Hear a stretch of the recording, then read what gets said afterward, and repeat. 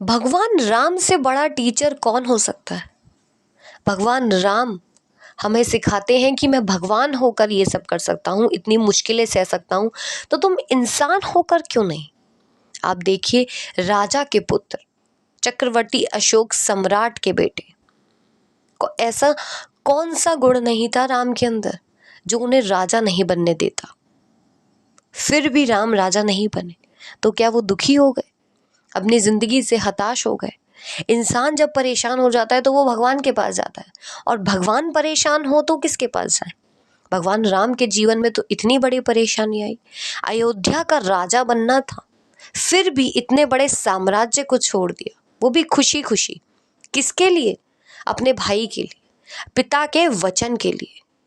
मर्यादा में रहकर सब कुछ किया। यही तो वो इंसान को सिखाना चाहते हैं कि तुम मर्यादा में रह के अगर काम करोगे तो तकलीफें बहुत आएंगी, मुश्किलें बहुत आएंगी, पर तुम्हें डरना नहीं है, तुम्हें अच्छे कर्म करने, अपने माता पिता के वचनों का पालन करना है।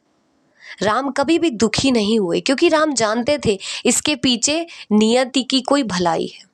राम का वनवास जाना कुछ बुरा नहीं था इसमें, क्योंकि अगर वो वनवास नहीं जाते तो रावण कैसे मरता, कैसे बुराई पर अच्छाई की जीत होती, कैसे लोगों को समझ में आता कि जब बुराई की अति हो जाती है ना, तो भगवान को अवतार लेना ही पड़ता है। भगवान है, अच्छाई है, भगवान के घर देर है पर अंधेर नहीं है।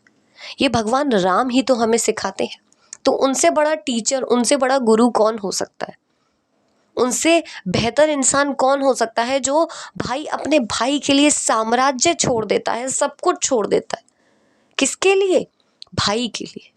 ऐसा भाई कहाँ मिलेगा, ऐसा बेटा कहाँ मिलेगा जो केकई के कहने पे, सिर्फ एक बार कहने पे, अपनी माँ से लड़ते नहीं है वो कि माँ आप मेरा हक कैसे छीन सकती हैं, मैं घर का बड़ा बेटा हूँ। नहीं, उन्होंने कहा माँ आपने वचन दिया है तो मैं इसका पालन करूँगा। वो चुपचाप वनवास के लिए चले जाते हैं। वो मंत्रा से जाकर लड़ते नहीं कि तुमने क्यों केकई के कान भरे। ठीक है, आपने जो किया बहुत अच्छा किया, इसके पीछे भी कोई अच्छाई होगी, क्योंकि हर बुराई के पीछे कुछ ना कुछ अच्छाई छिपी होती है। ये भगवान राम से बेहतर कौन जानता है। नियति ने जो लिख रखा है वो होकर रहेगा।